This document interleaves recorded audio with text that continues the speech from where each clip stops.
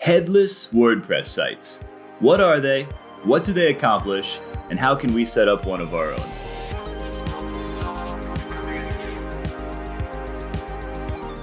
Today, WordPress powers roughly half of the entire internet. And it's been around for, I like to make the joke, longer than Phil Leotardo has been in prison. 20 years in the can, 20 years inside. I did 20 years. And for good reason, right? I mean, it accomplishes a lot with not a tremendous amount of effort. It's easy to use, easy to set up. Observably, it's the right answer for about 50% of the people out there looking to make a website. So for a lot of cases, it simply gets the job done.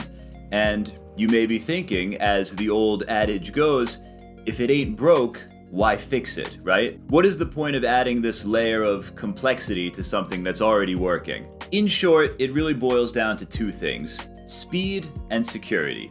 You have a WordPress site that you love, it's great, but as time goes on and the plugins start to stack up, so do the problems. And typically, those problems are things will slow down and you'll get hacked or become vulnerable to hacking.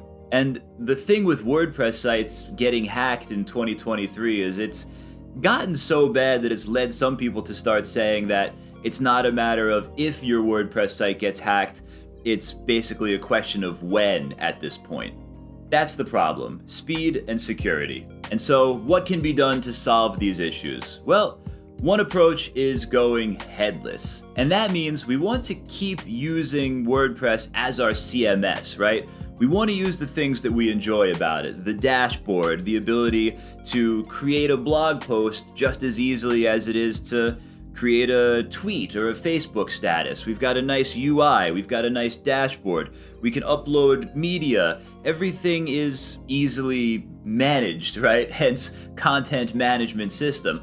But we want to separate all of that from its presentation layer. We want to take away the front end. In other words, we want to remove the head. But we don't just leave it headless, right? We're going to bring in a new and better head. So it's headless in the sense that the headless horseman is headless, but he has the jack-o'-lantern that he wears in place of a head. So imagine that our jack-o'-lantern is just a faster, more secure front end for a website. And so to create this shiny new head, we're going to use Astro, the all-in-one web framework designed for speed. I've worked with a lot of different frameworks. For a long time, I was quite loyal to Gatsby. However, that's a story for another time. But recently, I decided to use Astro to rebuild baldmanbrands.com, and I've just been having a great time. So let's go ahead and copy that single command in here and let Astro do its thing. And there it is. Look at that. That is what they mean when they say developer experience. We've got our little robot named Houston to help us out here. Where should we create your new project? Shaky Satellite. Okay, cool. You got a random name generated. I'll take Shaky Satellite. I am going to include the sample files as it is recommended. I would like to install dependencies. Do you plan to write TypeScript? Yes, I do. And here's the thing, when I was trying to figure this out for the first time, I found some really great tutorials that just kind of breezed over the TypeScript part. I'm not going to do that. We're going to get into this. Strict TypeScript. I would like to initialize a new Git repository. All right, good luck out there, astronaut. Thank you, Houston. All right, let's CD into our new project here. And let's go ahead and see what we got. All right, and this is what you'll get out of the box. It's just a simple one page that is inviting us to learn a bit more about Astro, and we are challenged to tweak the welcome to Astro message above. All right, why is that in there as a code challenge? The reason is Astro, by design, is quite beginner-friendly compared to some other frameworks. If we look at this index.astro page, you may say to yourself, oh, I'm just looking at HTML. And that's kind of the point, right? They don't want you to have to learn JSX. They don't want you to have to do anything really outside of HTML, CSS unless you absolutely have to. And that is also Astro's approach when it comes to putting these projects into production as well. It only ships the bare minimum JavaScript, which is deemed absolutely necessary, which is a big part of why these websites are able to be so fast. So we can see our code challenge right here. Tweak the welcome to Astro message above. Welcome to Astro, dude. All right, so you see how easy it is to set this up and start messing around in it pretty quickly. So what we want to do now is figure out how can we bring our WordPress content into this Astro front end. So we need an existing WordPress site. I am using local to run WordPress locally. It lets me run all my Nginx, my PHP, the database, the MySQL, handles all that for me on the local machine. And so I've got a basically blank WordPress site with a little bit of dummy content in there. And I'm able to manage all of that through my regular WordPress dashboard as if it were hosted anywhere else. Okay, so how do we get our content out of our WordPress site and into our Astro project? So WordPress has a baked-in REST API. You can go to your WordPress site, check out this WP JSON, paste that to your URL.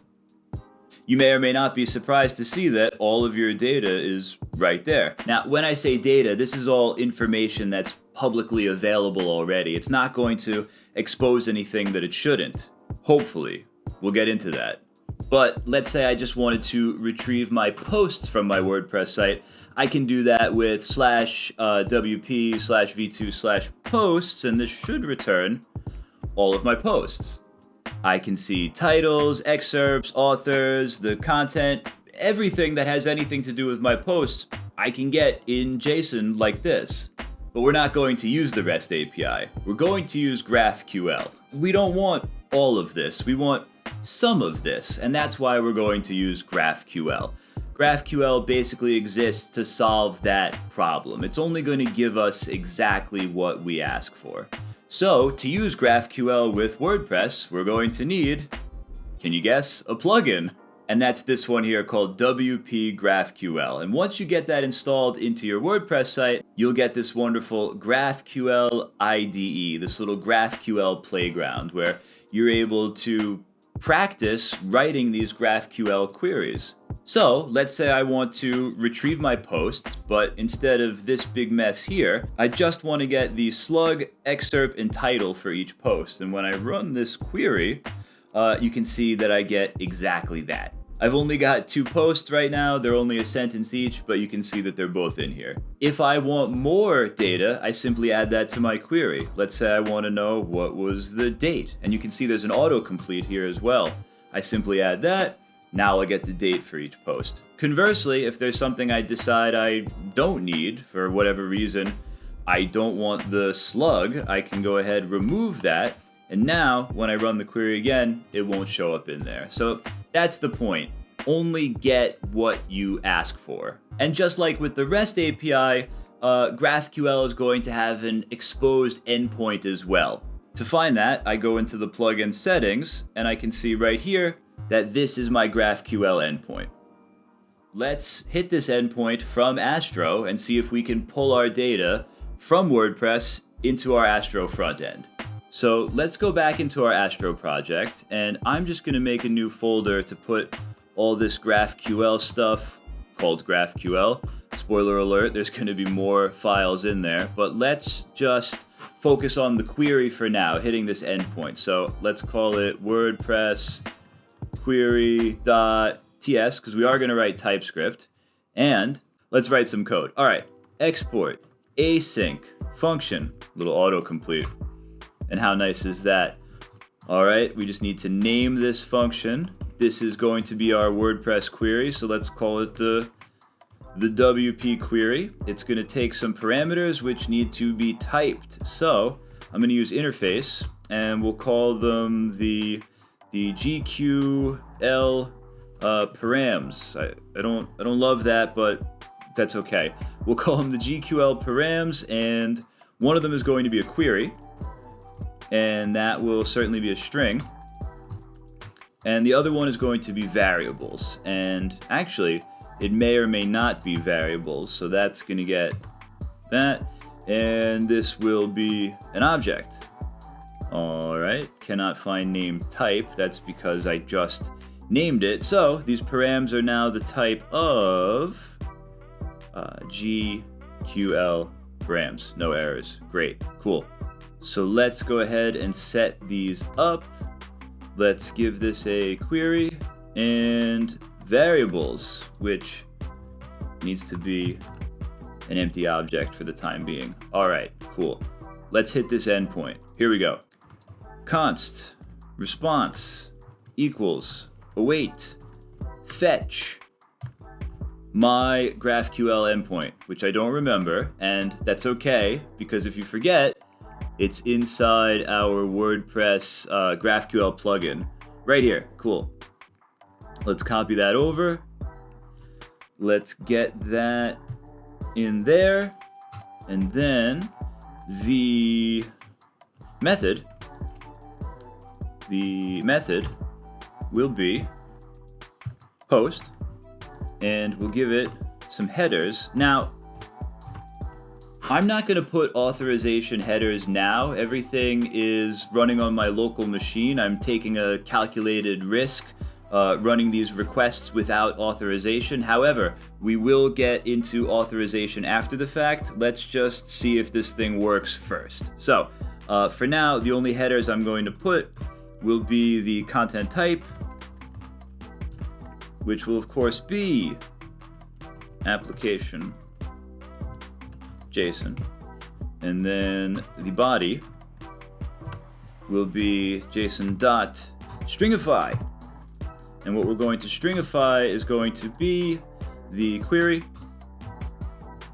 and the variables. Nice. All right, so let's handle this response. If in the event that the response dot okay, or let's say in the event that the response is not okay, rather, we will handle that error just very simply. Let's do console dot error is going to be equal to the response, and then we will return a whole lot of nothing, like so. However, if everything is okay, let's have our data, our const data, be equal to await the response dot JSON, and then let's return the data. All right, cool. In theory, this should be enough here. This is going to serve as the vessel, the package in which we place our actual GraphQL query to send off to the endpoint. Now we need to actually write the GraphQL query like we were doing in the little playground inside the WordPress plugin. That query is going to get bundled up nicely inside this request, get sent off to our GraphQL endpoint at WordPress, and hopefully return exactly what we asked for. Let's try. So let's go back into our front page here where we changed the title to Astro Dude, and let's import this query that we just wrote. So let's import, I think we called it WP query, and that's going to be from GraphQL / WordPress query. All right, cool. Let's use the thing. Let's write a GraphQL query right here in our Astro front matter. So const data is going to be equal to await WP query. All right, and now in here, the query is going to be, gets a little bit tricky, like this. All right, what's cool about this is we can go back to our WordPress GraphQL plugin where we're able to write and test these queries, so we know they already work. So whatever it is I want, in this case, my posts along with their excerpt, title, and date, in this case, put slug back in there and take date out for now. still works. We can just copy and paste this query over. So I'm going to grab it right here, and I'll drop it in right here.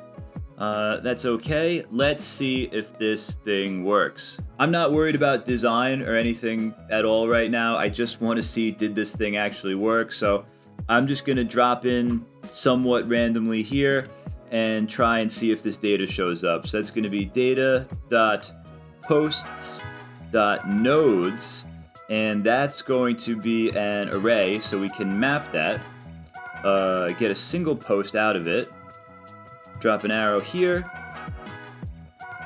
and return. Let's just make a div. And we're only dealing with text at the moment, so paragraph tags, probably all right. Give me 3 of them. Give me post.title. Give me post.excerpt. It's not how you spell excerpt. And give me post.slug here. Again, this is not where you'd put any of these things. I just want to see, is this data coming in a little bit more fun and interesting way than just console logging it. And so it works. Trying not to act surprised, but it does work, and we were able to use GraphQL to retrieve our content from WordPress and display it here in our Astro page. Now, a couple of things to note about this.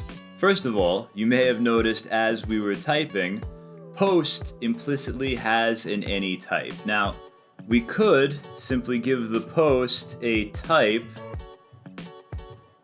of any. However, doing so defeats the purpose of using TypeScript, right? The other thing you probably noticed was that some of our data came back with raw HTML tags still attached. Now, the way to trim these is by not trimming them at all. What we can do here in Astro is we can set an attribute called setHTML, and then we'll simply move the post.excerpt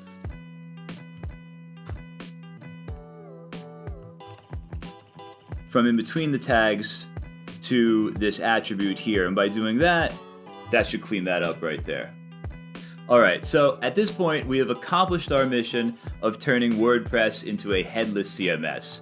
We've got our content managed by WordPress over here, and we've got our brand new super slick Astro frontend displaying our content over here. However, it is not type safe and it's not safe. We didn't authenticate any of these requests. So next we have to talk about TypeScript. Alright, so coming back to our problem of giving post a type of any, using any defeats the purpose of using TypeScript altogether, right? We want to prevent our code from, at some point down the line, attempting to jam a square peg into a round hole, right? If something is supposed to be a string, we don't want to try jamming booleans in there. If something is supposed to be an object, we don't want to try shoving numbers into there, right? By using type safety, we are solving future problems by preventing them altogether. So, how hard can it be to come up with the types for the data we're receiving from our WordPress posts? And, well, if you're thinking like I was, you might say, all right, well, title is probably a string, author is probably a string. How hard can it be, right? How crazy can these types be? Well, the types of our fetched WordPress data are so strange and complex that we actually need to use a third-party solution to figure out what they are. People smarter than me have called this as a big hit to the developer experience, but other people, also smarter than me, have said that developer experience is really just a marketing term created to make us try fancy new JavaScript frameworks. So let's just enjoy coding, right? So we are going to use the Codegen introspection tool, and there are links to everything in the description, as well as links to the completed repositories and working examples as well. So please do use those links. Anyway, so what this tool is going to do is reach out to our endpoint and traverse the entire GraphQL schema. It's going to go through it and figure out exactly where everything is. Here are the posts, here's the different metadata, this is the pages, everything. It's going to go through the entire schema of the WordPress site, figure out what's where, and it's going to generate types for all of them. And the way it works is through its own CLI. So let's install that.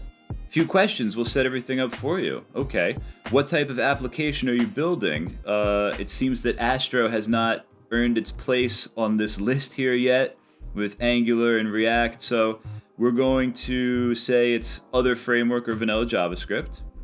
Where is our schema? That is our GraphQL endpoint. I just happen to have it open right here. Let's pop that in so it knows where to find our GraphQL. Plugins, pick with space and enter to proceed. We want TypeScript. That is enough for now. Where to put the output? /generated/GraphQL.ts. Sure, we'll just put it where it wants for now. If I have to move it later, that's fine. Introspection file, yes, that is what we are after. And what do we want to name the Codegen config? Codegen.ts sounds fine. And what script and package.json should run the Codegen? Codegen. Okay. All right, so before I run the generator, let's take a look at the file it's going to try to run. So you can see what it's going to do here is reach out to our GraphQL endpoint, and it is going to create two files for us. One is going to be the types, very important. What is a post? What is a author? And I was surprised when I saw. And the other is going to be the schema itself. It's going to be a JSON sort of map of where everything is within our GraphQL. So, as we were told, let's npm, not rum, run Codegen. See what happens. All right, parse configuration, generate outputs. So let's look in generated and see GraphQL.TypeScript. All right, take a look at this, folks. This is all of the types for every possible thing that could be returned to us by our GraphQL endpoint there. So remember I said I thought maybe a post title would be a string. Let's see exactly what a post title would look like. So export type post author database. So a title is actually a maybe scalar's string output. And that's why this is something that we cannot figure out on our own. At least I cannot. I don't know how or if I or anyone is supposed to be able to come up with, I mean, look, almost 9,000 something lines worth of these types. But we don't have to because the job has been done for us. All right. Let's see if having these types will alleviate our headache of not having type safety here, because post doesn't have to be post type any anymore if we know what posts are typed as now. So it's going to be import type post from our freshly generated GraphQL types file. All right, moment of truth. Let's remove this any type, and you can see we're in trouble because it needs a type. And let's try our new post. TypeScript seems happy. All right, let's run this thing. Let's see. Just make sure it still works. Cool. All right. So we've got type safety.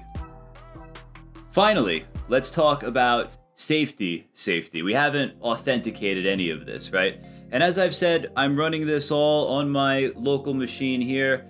I'm taking a calculated risk in doing so. However, when we ran this introspection request here, when we went to our schema and we had Codegen traverse it and parse and explore the whole thing, the reason that worked was because this option down here, enable public introspection. I've checked this box, which means any request is going to be authorized that tries to do that. Now, in practice, not something you want to do. You want these to be authenticated, as well as, why not? I would go ahead and restrict the endpoint entirely to authenticated requests, right?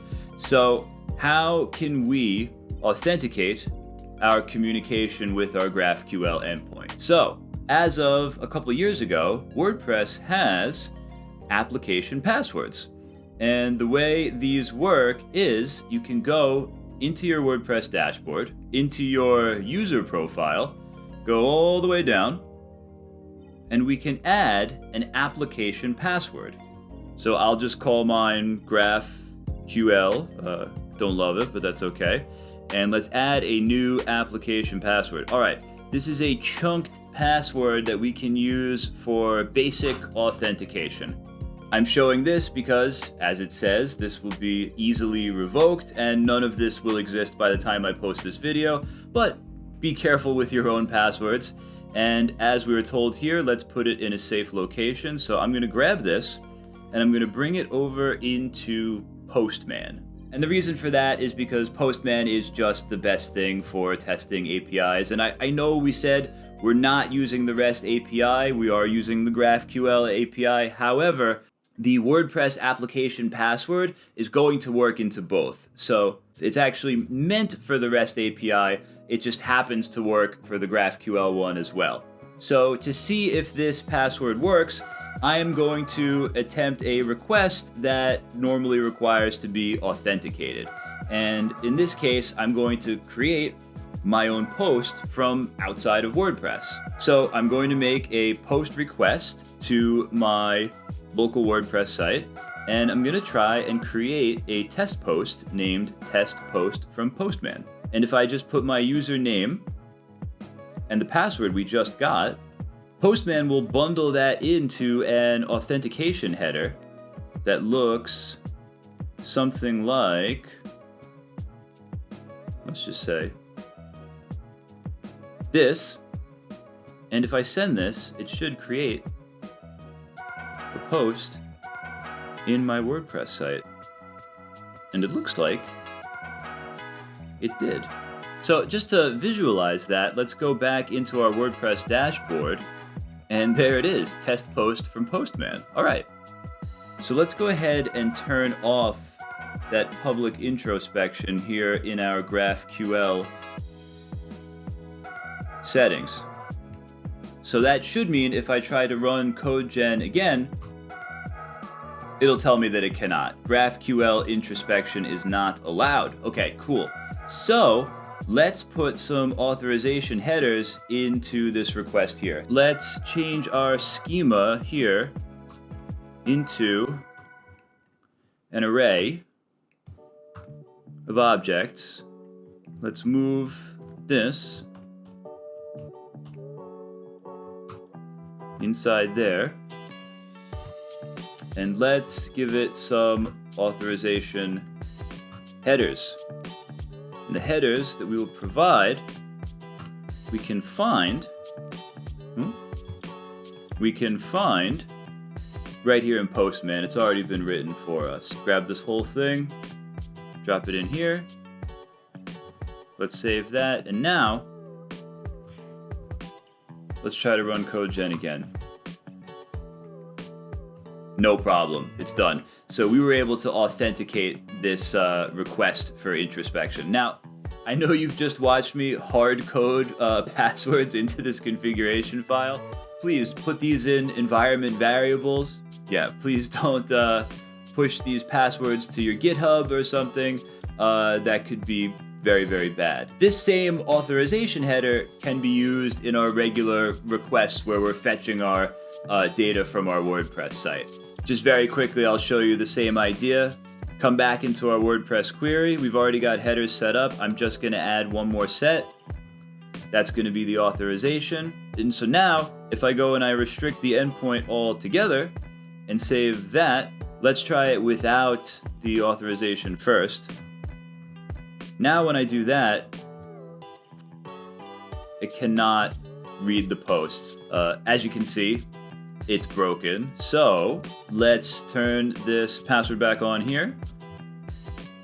And if I'm correct, everything is fine now. All right, so now we have finally accomplished our mission of taking our existing WordPress site, removing its head, and replacing it with this faster and more secure front end. Finally achieved our goal of using WordPress as a headless CMS in a way that is both type safe and safe, ideally. This approach is just one of many ways that you can take your WordPress site that you love, make it faster, and make it more secure.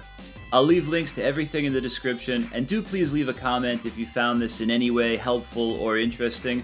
Conversely, if you found it to not be helpful, or if you spotted any really obvious or blatant mistakes, please let me know that in the comments as well, because it will just help me produce better content going forward. If you're still here, thank you for sticking it out all the way to the end, and I'll see you in the next one.